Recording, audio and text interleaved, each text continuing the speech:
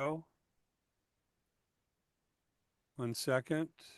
I have a message that the recording stopped, Jay. Yeah, I'm restarting it right now. Here we go. We're back with another special edition. Our special guest is the one and only, the co-founder, the monstrous drummer and Yeah, songwriter ask that of quick. It Is, Neil Smith. Neil, welcome back. You know, talk about the time in between these records. I know it was frustrating that you took a break. Can you hear me okay? Can you hear me? Can you hear me? No, I hear you. Fine. Thank You you. hear me? Okay. We're back with another Yes. special edition talking to Yes. the original Alice Cooper band Can you hear drummer. It me? is Neil Smith. Neil, talk about the half a century break between Muscle of Love and the revenge of Alice Cooper. I know it's a little frustrating that Vince took the name with him, and a lot of people didn't know what Welcome to My Nightmare, that you guys weren't still together. Talk about all the times in between. I know you played some shows together in England and Europe. There was, of course, the Dennis's book release party in Dallas. You guys performed, but talk about the long-awaited return of the original Alice Cooper band here.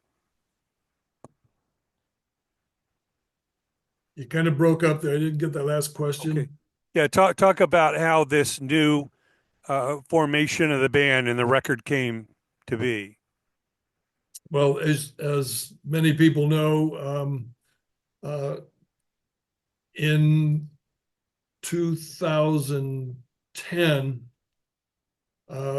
we reunited on three songs on the sequel to Alice's "Welcome to My Nightmare." You just mentioned, "Welcome to My Nightmare," and we got together and put some songs on, wrote and played three songs on the "Welcome to My Nightmare" album sequel, and one of them was Michael's, one of them was Dennis, and one of them was mine. "I Can Bite Your Face Off" was a song that that was written from one of my Killsmith songs.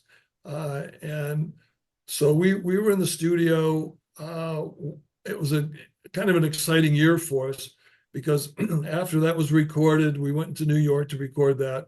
Um, and it was great. That was our first real recording session as a band since the mid 70s.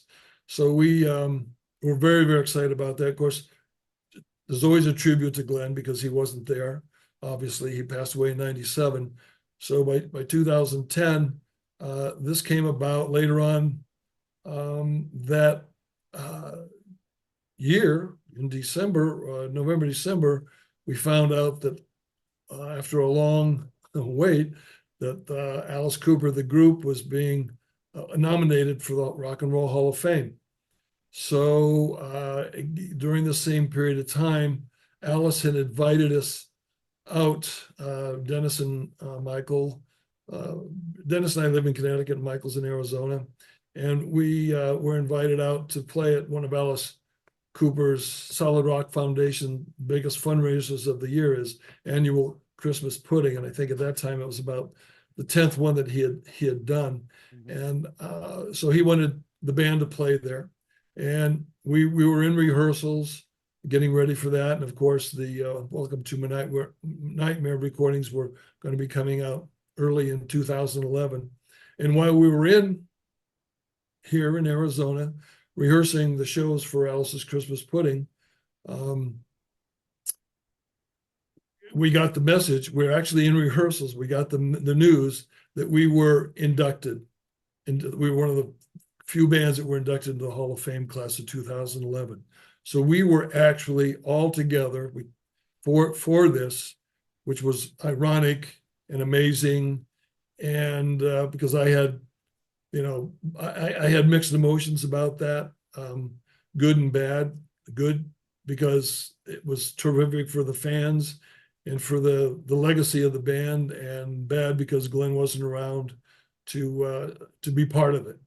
But I started looking at the positive side of it, that the kids would, the fans, the kids, well, the people that are still around, the old and young, and everybody in between that still, enjoyed the original Alice Cooper group. So there was a lot of positive stuff happening, and and so we played the pudding, and by that time everybody knew that we were inducted, and then a couple months later we all met again in New York to start rehearsals for our induction into the Hall of Fame. So that's sort of what got the ball rolling. By a couple of years later, 2015, that's when Christopher Todd Penn, Dennis's book had been released, and Christopher Todd Penn arranged a book signing. I'm sure Dennis has told the whole story down in Dallas, and he invited Michael and I to join him, and Alice was going to be playing those couple of days while on his tour while we were all together in Dallas. So we did a surprise show.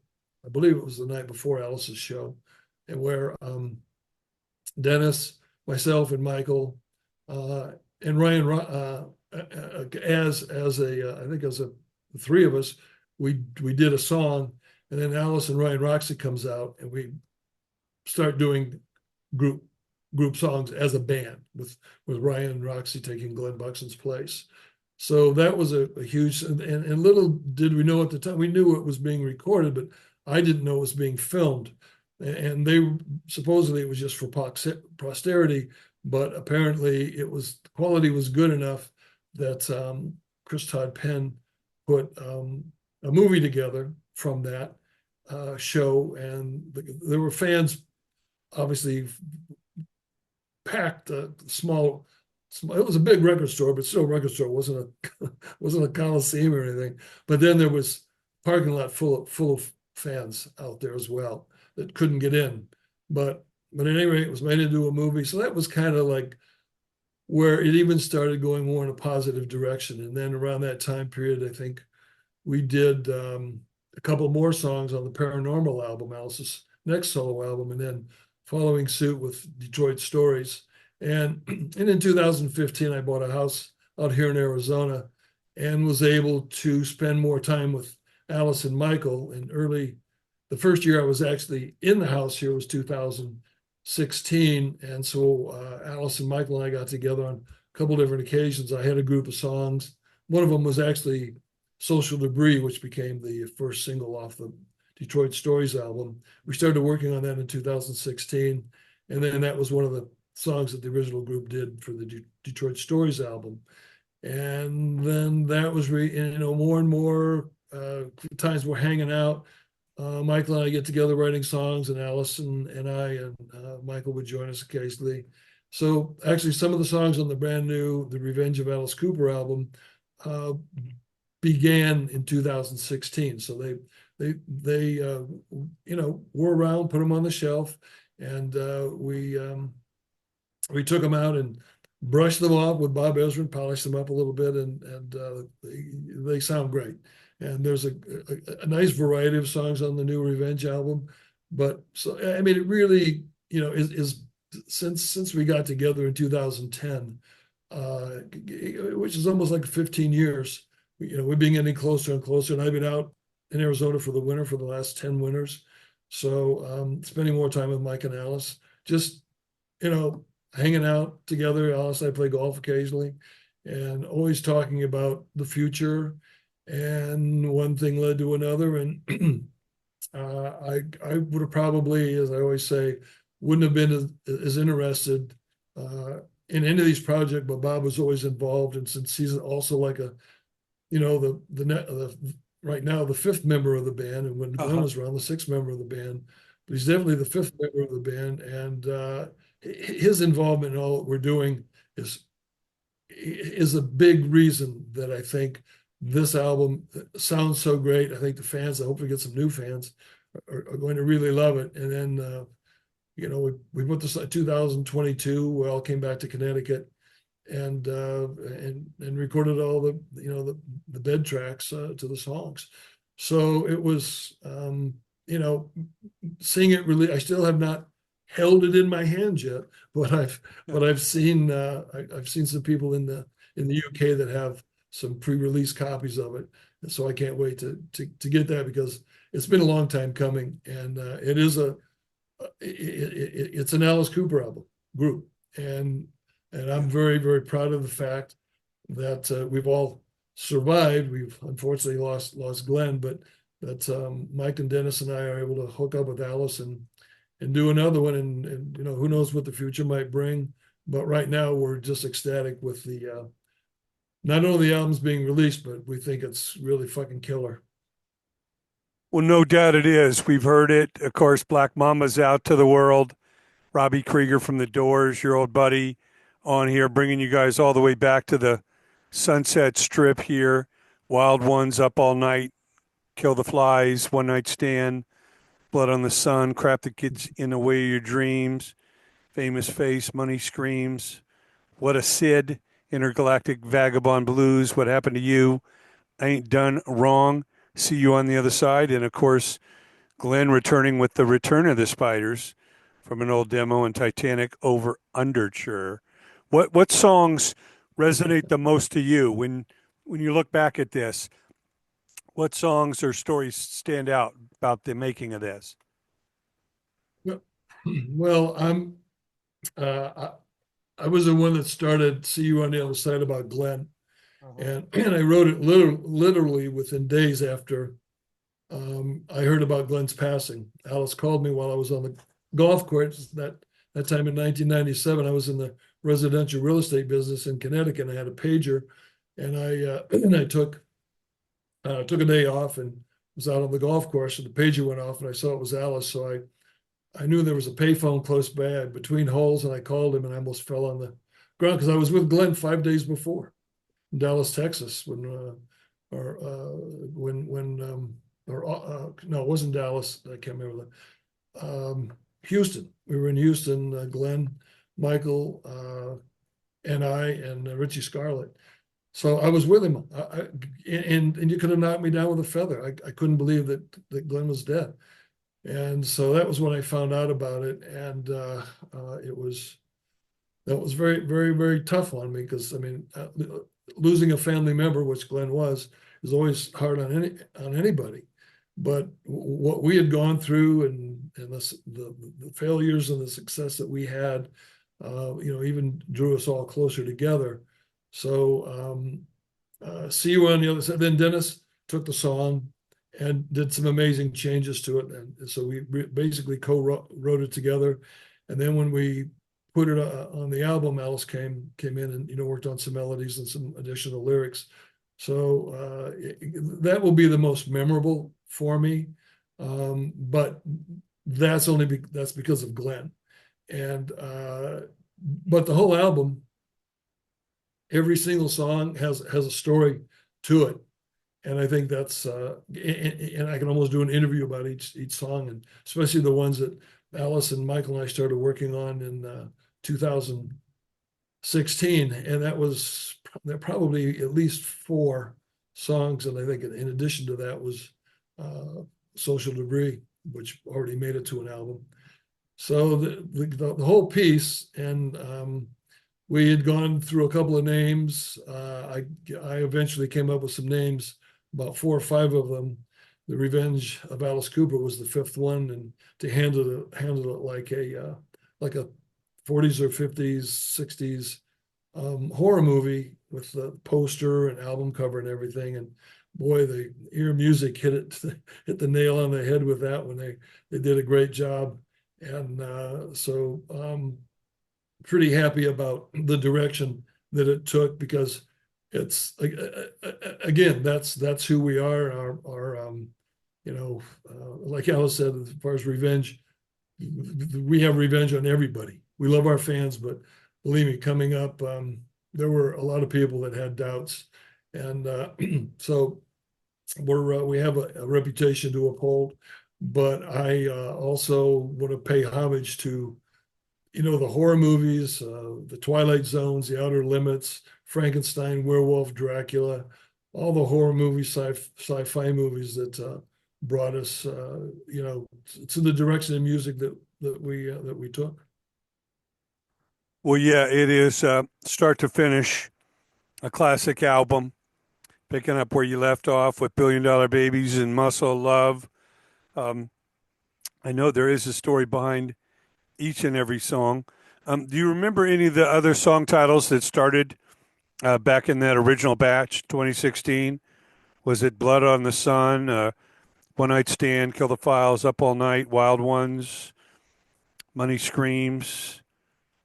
Um, Yeah, I don't have the list. I don't have the list in front of me, but Alice's song, "The Crap That Gets in the Way of Your Dreams," was one of them. okay, One of my songs was "Money Screams," Money Screams, yep. and the another one was yeah, and then it's hard for me without having them right in front of me. I wish I had them, but I don't. Yeah, Ain't Done Wrong. What Kill Happened to kill You? the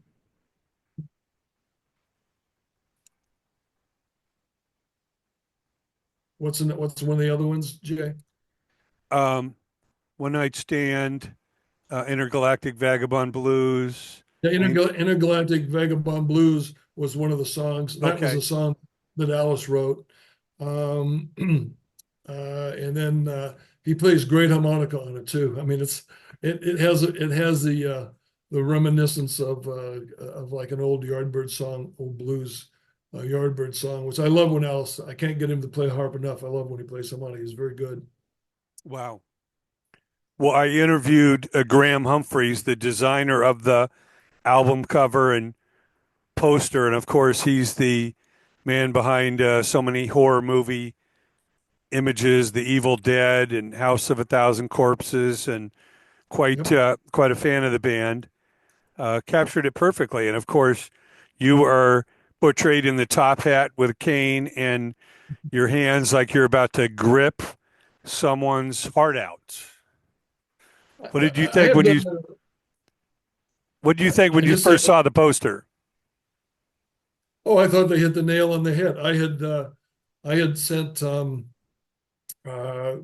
sent them a couple of examples of the artwork from that genre during that period of the 40s and 50s, Uh-huh. and there's one that this is sort of inspired this one, but with some of the different creatures on it because and I think that it came out great, and I know I've seen it on the internet, but I haven't seen it live. But I know there's a full size poster of the album cover too, and I'm as excited about that as anything else because as a horror movie poster, it looks great. I don't know if you've seen that or not yet, but I saw it.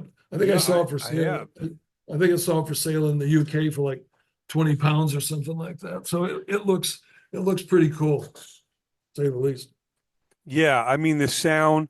It takes us back to the days, of course, with Killer and Schools Out and Billion Dollar Babies, Love It to Death. The album cover, the artwork was almost equally as important as the music. They went hand in hand. What's Absolutely, absolutely, and I think that's just because of our love for art and doing something different and with some kind of impact. It's got to have a punch to it, I mean, otherwise, and I just give you a perfect example that one of the ideas I had for the name of this album was Killer Cooper Class Reunion. Not great, but then they wanted to drop the Killer and just have Cooper Class Reunion. And Alice said that's a little milk toast, so we need some of a little more punch to it. And so that was started thinking about the old movies and everything, and just make it like the Revenge of Frankenstein, but the Revenge of Alice Cooper. Now that's something that the artwork can work around that. Who knows what the heck you could do on stage? We haven't really talked about any stage shows, but yeah, um, it just opens the doors for some fun stuff. So you're absolutely right. Our and even Dennis mentioned that no matter what the title is, it's got to follow the tradition of our a great album covers with Pacific Eye and Ear. yeah. Well, hats off to Ernie Cephalo and the team over there, Craig Braun and everybody. It's an amazing legacy that is held tight and continues into the 21st century with The Revenge of Alice Cooper. 14 songs plus the two bonus tracks. It's great to see Glenn not only represented on this package, but his name on that movie poster too. Special Yeah. appearance by Glenn Buxton from the dead. It's only fitting that he would haunt all of us with his energy and bring this horror show to life. And isn't it great that Alice has this radio show, Alice's Attic, to promote the Yep. hell out of this in addition to everything else? Here in Southern California, he's on KLOS, the number one rock station. So you can feel rest assured that we'll have millions of ears and eyes awaiting this album. Well, Well, go ahead. You're saying? no, I was going to say that the song that Glenn's riff is actually on his on the song is "What Happened to You." We wrote that song completely around Glenn's guitar riff, which is the intro to the song, and then it plays a couple times in the song. But it's I think it's one of the most commercial songs on the album. We'll have to wait and see, but it's a great song. This is one where I had an idea for the drum part of the song, but Alice came up with a very interesting idea. I tried it, and it really works cool of the song. So it's a little bit of a different groove for us, but it came out great. Well, we want to congratulate you, our special guest, the one and only Neil Smith, co founder, drummer extraordinaire, co writer of the mighty Alice Cooper Group. Here we go with the Revenge of Alice Cooper. And we'll stay tuned for any little bits of ideas of seeing some live performances. We can only hope one of those may be here in California, where so much history of the Alice Cooper Group is here in the Southwest. But whatever it may be, the fans are reunited and super excited for you guys. Thank you so much for joining us, Neil. It's been a real pleasure. Thank you, Jay. And the Revenge of Alice Cooper wants you.